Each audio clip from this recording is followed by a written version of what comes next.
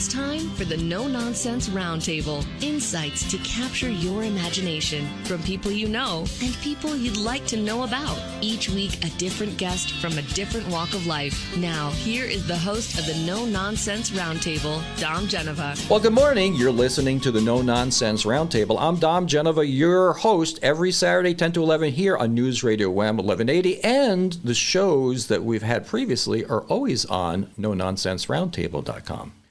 So today, for the fourth show, we've had 170-something shows so far. I have, the fella that was on the first show, you all know him, you all like him, Mr. Bob Duffy. This is your fourth appearance on the show, sir. Thank you so much for being here.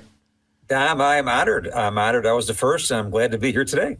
Well, a lot has happened. I mean, we've gone through a lot of conversations. I mean, I remember just at the beginning of COVID that I was talking to you on my cell phone at the bottom of a cell tower, and we were just wondering what the heck is going on. I mean, that was, geez.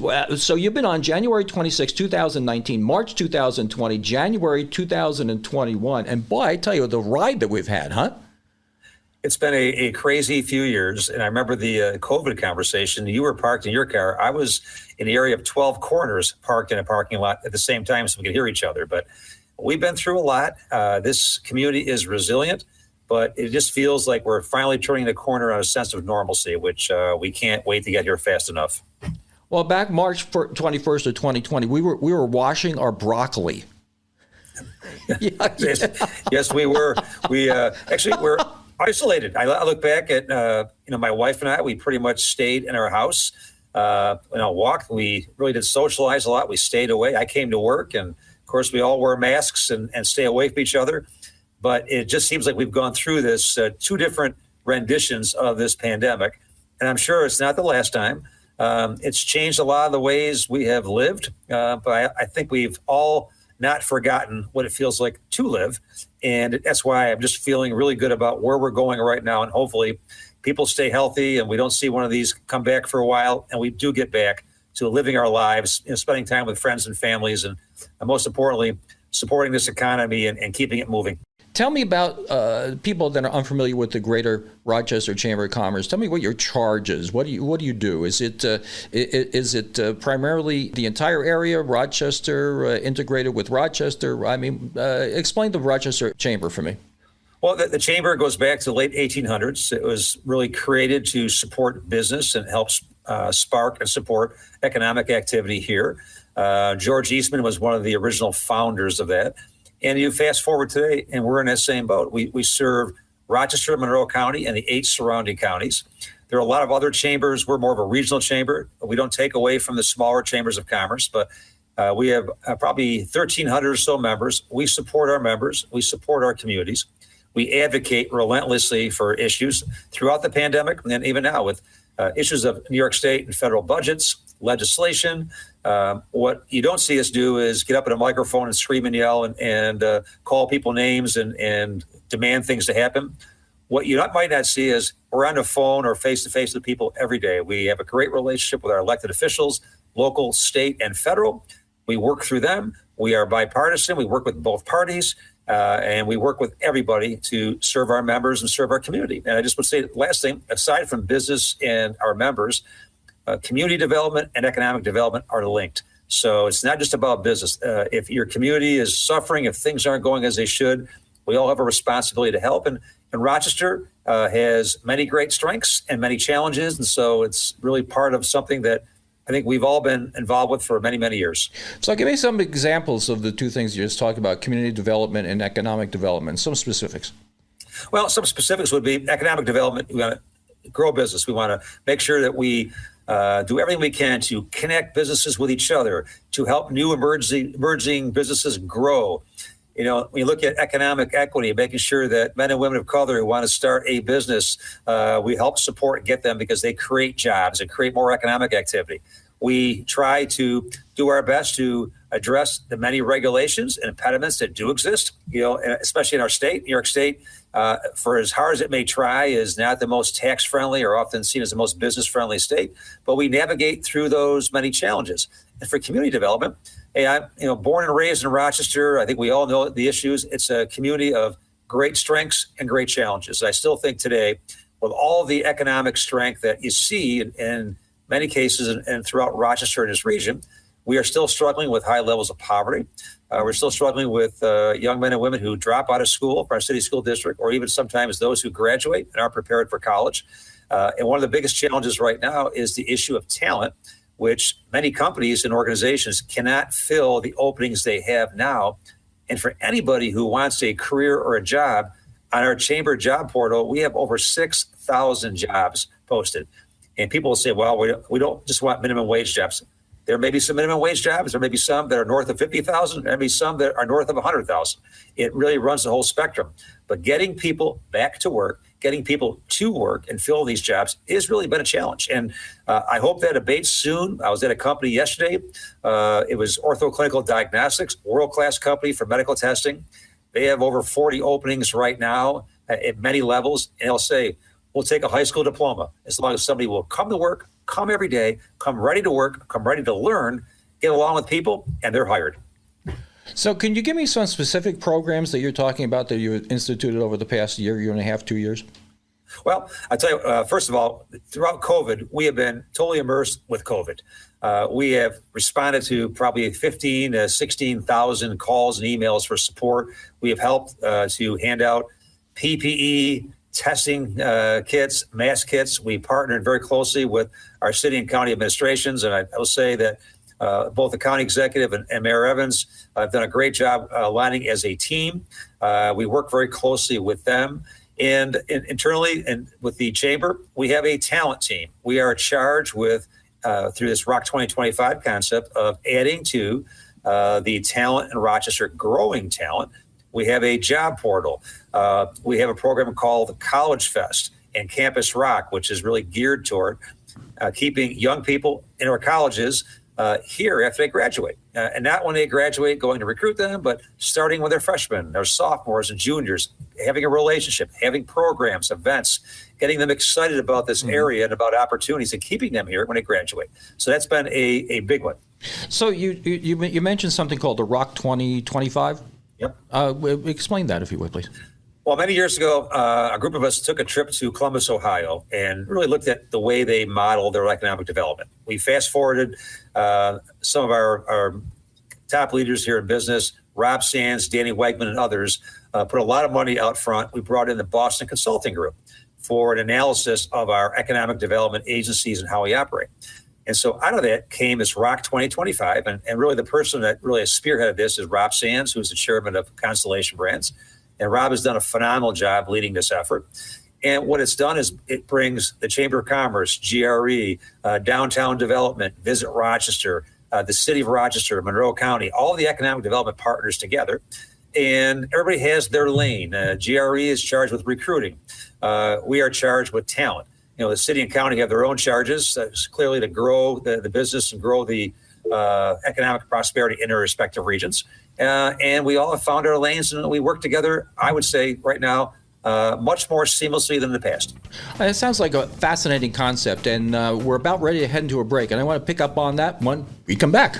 Okay, you're back listening to the No Nonsense Roundtable. I'm Dom Genova, your host, here with the wonderful Mr. Bob Duffy, who is the president and CEO of the Greater Rochester Chamber of Commerce. And we were talking about a program, this 2025 program, and you were saying that you have these businesses, very prestigious businesses, they're all contributing to it. Let's go a little bit more in the weeds with this and tell people exactly what it is, how they meet, and what the end result of the accomplishment you're looking for with this.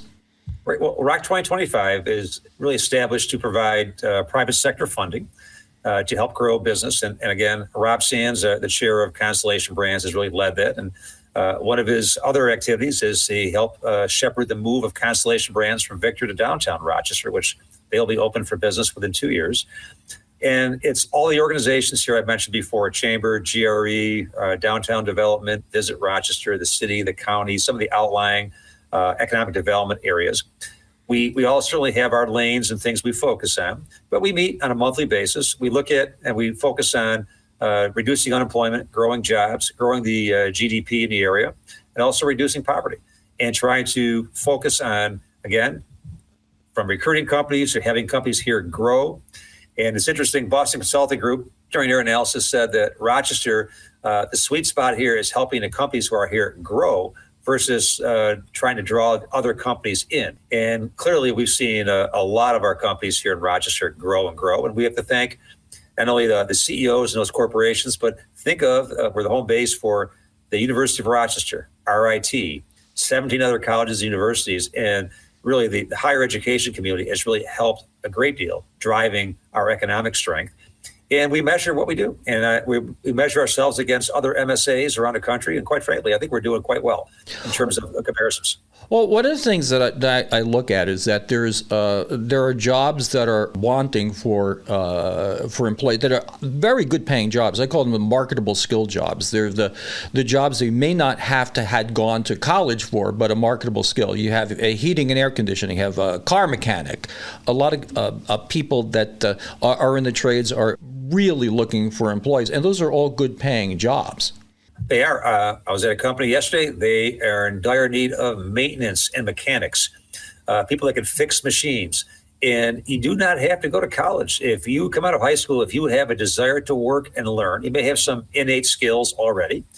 There are so many opportunities, be it the building trades, be it in the mechanical area, the high-tech manufacturing area. There's so many areas that you can make a lot of money and coming out. And, one of the things we found out recently is MCC is the only school in the country, I think in the world, that has an associate's degree in precision optics, 2-year program.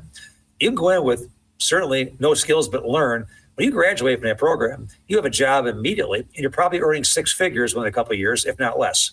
And those opportunities abound, and they're there. And sometimes the frustration is people don't take advantage, and you can push and make them available. People have to make that step and get into it. And sometimes just understanding what that career is or what that job entails helps. I was at an event last week with a number of leaders about manufacturing. And we have to tell our kids in high school that manufacturing is no longer putting a screw in a machine. You're sitting on a line with a laptop or an iPad. It's all technology, which young people have grown up with already. So it's for those young people and not so young people who are tech savvy. And those jobs are out there and they are everywhere. And you earn a good living, you get health care, retirement benefits, and you can support your family. And I just think that those opportunities are right in front of us right now. And part of our job is to keep highlighting those and getting people to get in and apply. So what do you think is the issue where you have these training programs that are available, but they're not matched up with individuals that are in need of training? What do you think the base problem is? Is it that we have a school system that judges people, that judges the schools on how many people that go to college, and these other jobs are off the radar? Or what is it? Well, I do think a combination of things. I do think there are a lot of parents and guidance counselors that want their kids to go to college, not go out and get into a manufacturing enterprise, which might not be the right fit. You have some schools, I think our city schools always struggle with getting a lot of kids coming out, providing those skills, job-ready skills for them. And those opportunities are available. It's often frustrating. We can't really make those connections and keep those opportunities going.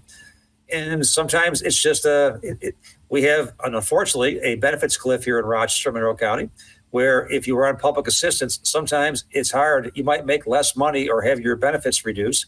So there are disincentives to go back to work. And what we have to do is, I honestly think for the most part, people want to work. They want to feel valued. They want to do something they are proud of. They want to support their families. And it's just a matter of knocking down some of these impediments and clearing a way for them. So if somebody's on public assistance, maybe wean them off slowly, let them get going, let them get promotions and raise their quality of life. But to me, if you are looking at a $10,000 loss a year, your average person doesn't want that, can't afford to nowadays in this economy. So I just think we have to do a better job systemically to look at those barriers and challenges and work with people, compromise to make it happen and get them into the workplace. I had a conversation with the new Rochester mayor before he was elected, Malik Evans, and it sounds like you're pretty much in agreement with him with a lot of these things. I mean, he was talking about The fact that Rochester is more than just Rochester, is the area. He says when you fly into Rochester, you don't say you're flying into Brighton. I mean, the town and the city is connected. And he said we're probably never going to be a company town, but he wants to be a town of companies. It's sort of like what you're talking about, right? Mm-hmm. Right on target. First of all, Mayor Evans is, I think, an excellent leader. His relationship with the county executive right now is great. It seems like both entities are working seamlessly together. And, Rochester is not just the city, it's the region.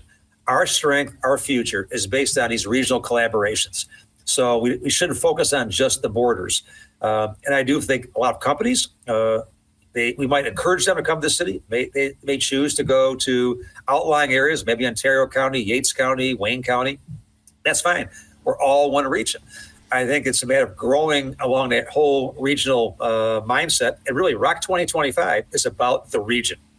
One of its priorities is downtown development, which a lot is happening there. But it's growing this whole regional economy and these regional partnerships. And we are a greater Rochester region. We have a great city, great downtown, great amenities in so many areas. And our suburbs, our rural areas, we have lakes and mountains, and we have so much to offer around here that, you could drive in less than an hour, you could do almost anything. And quality of life is still, I think, pretty cost effective, although our real estate market has really gone through the roof this year like never before. But we have a lot to be proud of. We have challenges. Every place has challenges. But it's how we address those, that we address those through collaborations and partnerships and not doing the same thing for year after year and decade after decade. Well, personally speaking, I mean, I love this area. I'm originally from Long Island, was living in North Carolina for a while and came up here. And I think you have to really have a good essence of other areas to find out how good this area is. I mean, the property values are high, but it's not like being in Brooklyn where it costs you $500,000 for just a one-bedroom apartment. And the schools, generally speaking, are good. Some are better than others, but I mean, except for the weather, there's a lot of great things, and even cultural things. You got Jiva and RBTL and Eastman. I mean, Bob. I mean, I think sometimes we're very self-deprecating around here, and we really shouldn't be. Dom, I agree 100%. We have so much going for us here. I mean, I really have no intention of leaving. People flee all the time. I'm not a hot weather person. I don't mind a cold. I'm out there all the time. I love these seasons. But we have so many amenities here that people just have to take a step back and realize within an hour's drive, you could do and see almost anything. Amen, my friend. And we're about ready to end the news break, and we're going to catch up on this on the other side. Well, welcome back. You're listening to the No Nonsense Roundtable. I'm Dom Genova, your host, here with Mr. Bob Duffy, who's the president of the Greater Rochester Chamber of Commerce. And it's the bottom of the hour. I'd like to give a shout out to the Bob Johnson Auto Group, who sponsors the show. Great place to do business, great place to buy a car, buy a truck, or get a car or truck fixed. And they have my recommendation, and I hope you do business there. Now, Mr. Duffy, we were talking about the great things that you're doing with the initiatives, the 2025 program. But let's start talking about the state of the area. The State of the Union is over now. Mr. Biden gave us his spin on everything on Tuesday night. And why don't you give me a little bit of the state of the area? Well, I think the state of the area is strong, getting stronger, not without its challenges. I think we have begun to see a turnaround. I think there is nothing perfect, but we're seeing some great economic data coming forward. A lot of people pulling together. I think they're just through our collaborative efforts, through teamwork, through the great companies, universities we have here. We are a technology hub. We have both Senator Schumer and Congressman Morelli are pushing legislation to help designate this area a technology hub, which would really bring huge investments. I mean, look at the incredibly smart, gifted people and companies we have here. I think we are really poised for the future. And often, I think we said before, people focus on what's wrong. Yes, every community has challenges. I think we should focus on what's right. And a lot of good things are going on here. A lot of things that are going on that are so good often fly under the radar screen. There are companies that people may not hear about, but they're here growing, adding employees, adding to the economic wealth here. So I think overall it's good. But let's focus on some of the issues. Public safety is a huge thing. And certainly the city hit a record number of homicides last year. which also impacts the economic viability. So the mayor is fully attuned to that. I think the mayor is really looking at a number of things he's doing. He's trying to bring in a new police chief. But I think what happened when there are things that sometimes happen that are wrong on behalf of any law enforcement agency, it is not a perfect profession. But I'll tell you what, the overwhelming number of police officers that I know and I've seen in my career are good, decent, honest, hardworking public servants. Yes, there are problems. There's problems in every profession. But when you have a problem, don't paint the wide brush. And the whole issue, defund the police and everything focused on the police, I think what you have is demoralized law enforcement around the country and rising crime rates and rising violence rates. And in many cases, cops are afraid to do their job. And when you take I spent a little bit of time in my life on these streets growing up on them. You don't take a gun off the street by waving at a car going by or speaking from a 100-yard distance. You have to actually stop people and put hands on people sometimes and take that gun off. You have to have reasons to do that, and you follow the law. You do. But you cannot have people feel that they can commit crimes or carry guns with impunity. And so much of the violence we have here is with young people with guns, and these small little street disputes turn into homicides and shootings. And that has to stop because it is crippling so much here. It is devastating families who've lost a loved one. It is crippling our economic outlook. People Google Rochester and see 81 homicides. They may say, you know what, I don't want to go there. Mm-hmm. And we don't want that. We don't want that to happen. And so I do think the mayor has a very different focus now. Fix the problems, but don't paint a wide brush. And tell me one profession that exists that does not have its issues. Well, you have a unique experience with that. For the couple of people that might be listening that don't know your background, we have to explain to these people that you were a police officer, you're a police chief, you were mayor of the city of Rochester and lieutenant governor. So you have a really good broad perspective on this, I would imagine. Well, you know what? I do. I grew up in the city. I had police officers who were my basketball coaches growing up as a kid. And, to me, I love that profession. I think the Rochester Police Department is an outstanding department. We have the Monroe County Sheriff's Department, State Police, and other area agencies. They are outstanding departments. And you look at what police officers do to get hired, the scrutiny, the background, the training, and they're asked to make split-second decisions. And often, police officers are really charged with dealing with issues that government doesn't deal with very well. Mental health issues is big right now, and it's not very easy to deal with those. But I think for anyone listening, let's not demoralize people that are charged with protecting us. Police officers, firefighters, our frontline medical personnel, our firefighters, we need everybody out there. And there has been a nationwide demoralizing of law enforcement. And you can see the impact right now. And the pendulum swings both ways. I think it's coming back the other direction. And those that were marching against the police right now are either quiet or going in the other direction. And I just think that's because, I think some of the reactions to the bad incidents were overblown. Fix those. The Daniel Prude case, obviously a big issue here. George Floyd. To me, it was embarrassment. What happened, and George Floyd never should have died. Those cops were wrong. And so let's say when we're wrong, we're wrong. But the 95 or 98% of the time when they're absolutely right, say that as well.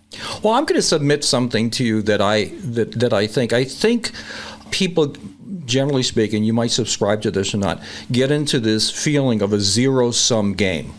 So you have law enforcement that needs support, but you have mental assets that you need to put money into. But taking money from one to the other, I mean, I liken it to you're taking wood from the bottom of your boat to fix the deck. I mean, defunding the police is not going to help the problem. You need to fund the police, and you need to fund these mental health initiatives. I mean, when you subscribe to that, I agree 100%. And I've gone through budgets, local, city, statewide. You can always find money to fund the areas you have to, but you don't take away from your priorities. You try and save where you can. Don't waste money. And there are a lot of ways that I think just by virtue of professions where, you change to be more effective, more efficient, but you don't take away money. And this whole defund the police was so wrong from the start. It should have been, hey, fund mental health. Right. Do more with it, do that, but don't take away. Would you defund the fire department?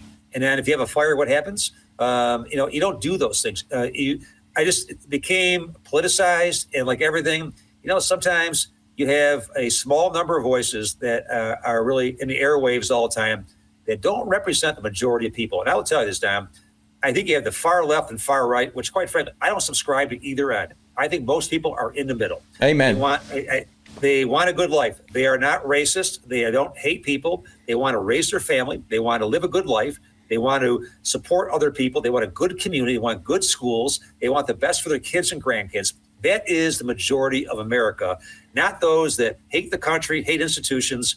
And to tell you what, we're in the best country in the world. And look at what's happening, what's going on in Ukraine right now. And it pains me to see the world standing by and seeing what's happening over there. But we are so blessed here. And we have to stop tearing down institutions, change them for the better, make them better, improve them. We should do that all the time. But you don't throw them out and you don't demoralize them like we've seen here and around the country. Well, and I think it happens on both sides. I'm not a Republican, I'm not a Democrat, but I see the fringes get voice. And the fringes never had voice years ago. I mean, you can go online and you can find YouTubes that people are contending that the world is flat. Seriously. Or the sovereign citizens. They don't have to subscribe to the laws of the United States, and they're driving cars with cardboard license plates that they make themselves. I mean, there's some really wacky things out there, but they get voice, and they never used to have voice years ago. Oh, you're right. And the things you see on social media and the internet, I mean, look at the number of accounts, say on Twitter, that don't have a name attached to it. It's an alias. People are afraid to put their name out there. And quite frankly, if you get go out. If you want to criticize. But if you can't put your name behind it, I have no respect for you. Have the guts to do it. And we don't see that. And I think fact checking, I think a whole lot of things we see and read have no factual basis whatsoever. I think you're right about that. Heading into another break, and we'll see you at the other side. Well, you're back listening to the No Nonsense Roundtable. I'm Dom Genova, your host, here with Mr. Bob Duffy, who is the president and CEO of the Greater Rochester Chamber of Commerce. And we were talking about some specifics before the break, but let's get back up to that view from the ionosphere looking down. I mean, what do we need to do to solve some of these problems? Is it a societal thing, the way we think, the way we talk to each other? Give me your feeling about this. Well, first of all, I think part of the issue is a lack of leadership. We've had leaders in positions who have really divided communities, divided people at all levels, local, state, federal, through rhetoric, through furthering their own political positions. What we have to do is listen. It's listening to people. Stephen Covey, I'm a big fan of, in the 7 Habits. Seek first to understand before being understood is one of the 7 habits. And I have learned in my life, I'll give you an example. When I was a deputy chief, I went to a meeting one night of a group called Families and Friends of Murdered Children, led by the iconic Audrey Smith, who passed away a few years ago. It was moms and dads and grandparents of kids who are people who are committed or victims of homicides in the city. It was over off Clinton Avenue, my first meeting. And I've been through, my career. I've been homicide, shootings, training. And I listened to these parents and grandparents talk that night about the impact on them. And a simple thing, and I'll give an example. They would say, my son was shot in the street in this corner. I heard somebody knocked on my door. I ran down. I went to see my son, and I was tackled by a police officer. And then there's a fight and bad feelings, and the police were wrong. And I'm listening. I'm thinking, well, a police officer is trained to protect the scene with tape. He or she wasn't trained to deal with a mom or dad coming down the street screaming and crying because their kid was shot in the street. And it was like an epiphany for me. And we started changing some of the things that we did as an organization back then. It was probably in the mid to late 90s. And it's about listening to each other, understanding. I think the racial challenges today are we don't understand each other. People have been wronged. Listen. Understand their perspective. Don't just draw a conclusion, because we all grew up differently. I mean, one thing I did not grow up with is a silver spoon in my mouth. Did not have that, and certainly had so many friends who did not look like me growing up and playing sports that I really began to understand some of the things they dealt with, maybe a little earlier than most people would have. And it's about listening, understanding, and having them understand you. And as opposed to talking at each other, we listen and talk with each other. And I've seen this happen. One last example. When I was mayor, we did Clean Sweep. I'm at Genesee Valley Park one Saturday morning, and a woman comes up I knew from the 19th Ward, says, "Mayor, I love this program, But you tell me, why are we having people from the suburbs come in and clean up our streets? This is wrong. We could do our own cleaning up. I said, just, hey, relax. They're here to help. 3 hours later, we're at lunch. She comes over to me, and I just remember it this day. She says, Mayor, I met the greatest family from Webster. We work together cleaning up this street. We're friends. Actually, we're going to start socializing with our kids. This is great.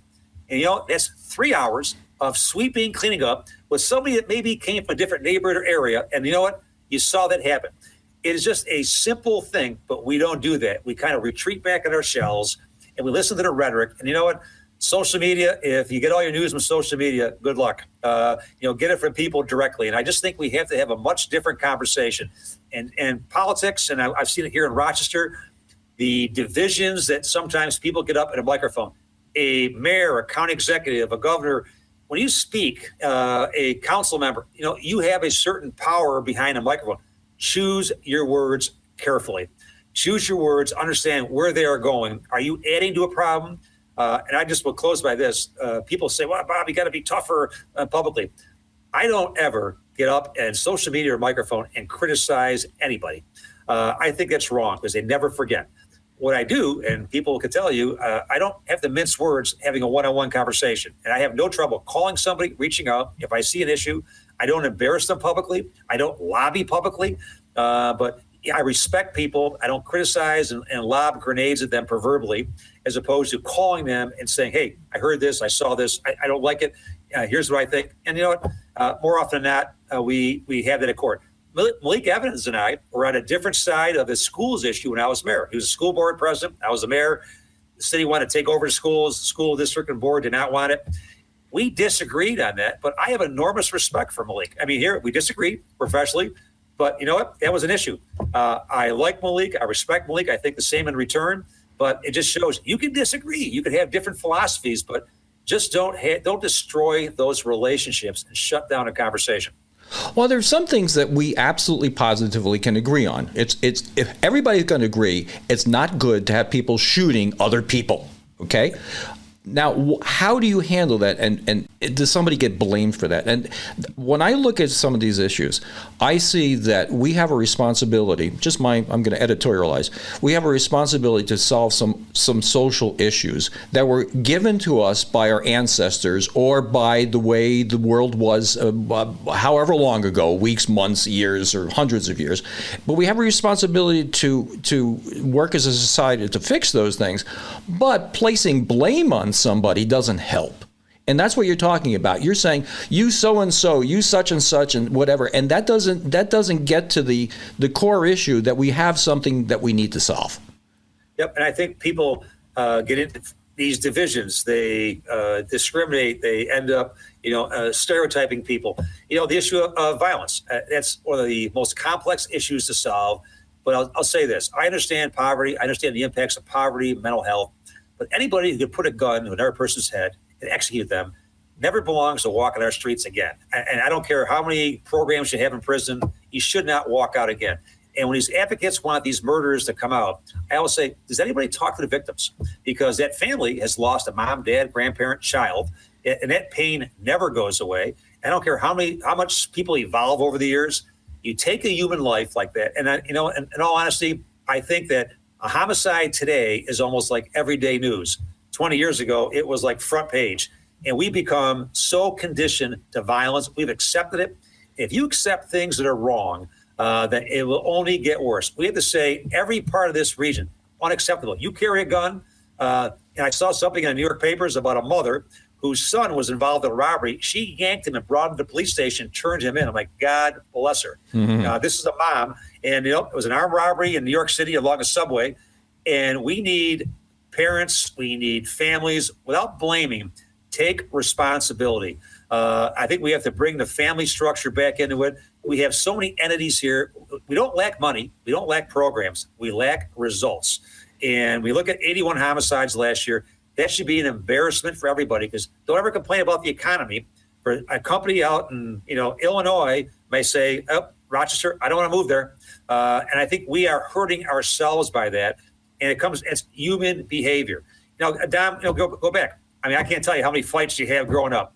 When you have issues, in the old days, throw the coach down, you got a fist fight, and it's over with. Black eye, bloody nose, and you go home. Nowadays, those same issues are gunshots or stabbings. It's the method. It's the same issue. We have to change that. We have to get back because the issue of violence has really permeated Rochester for far too long. Bob, believe it or not, we only have about a minute left. Let's do a little retail here. And how do people get in touch with you at the Chamber of Commerce?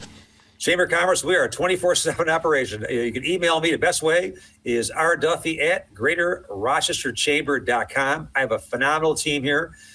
We serve our members. We serve the community. So if we can help in any way, people looking for a job, reach out because I could point you in a direction of 6,000 open jobs right now, and they await you. So it's a great time for a career.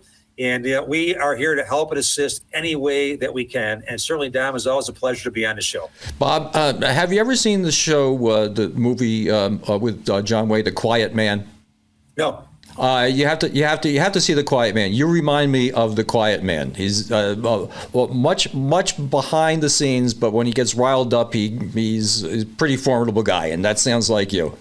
Well, I represent a lot of people in business, and I try and control myself. But you know what? There are certain hot button issues.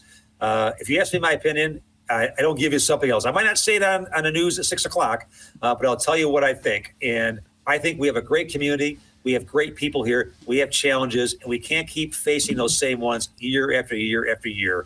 It's like Groundhog Day over and over again. Go watch The Quiet Man and tell me what you think of it, okay? I will do that tonight. Thanks, Tom. Okay. Everybody, next week, 10 to 11, right here on News Radio Wham 1180.